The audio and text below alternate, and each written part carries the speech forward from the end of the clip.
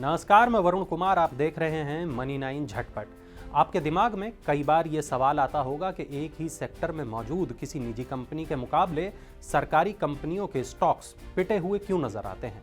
लेकिन परेशान मत होइए, क्योंकि इस जद्दोजहद से आप ही नहीं, सरकार भी जूझ रही है। अब सरकार को इसका तोड़ मिलता दिख रहा है। जानते हैं क्या? सरकार को लग रहा है कि पब्लिक सेक्टर की कंपनियों, जिनको पीएसयू कहा जाता है, उनके पास मौजूद संपत्तियों की वैल्यू उनके बही खातों में दर्ज वैल्यू से कहीं ज़्यादा है। इस वजह से इन कंपनियों के बही खाते कमज़ोर दिखते हैं।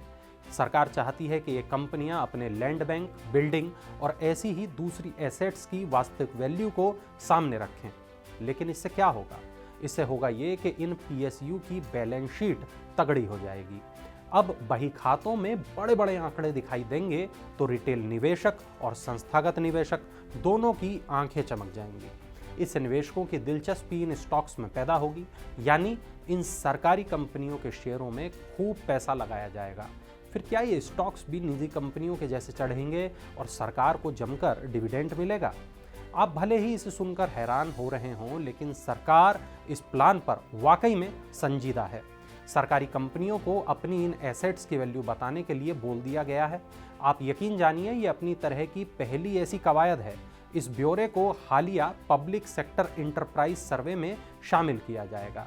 सरकार को लगता है कि पीएसयू के बही खातों में ये संपत्तियां बेहद कम वैल्यूएशन पर दर्ज हैं। इसकी वजह भी है, इन एसेट्स को बुक वैल्यू के तौर पर बैलेंस शीट में शामिल किया गया है।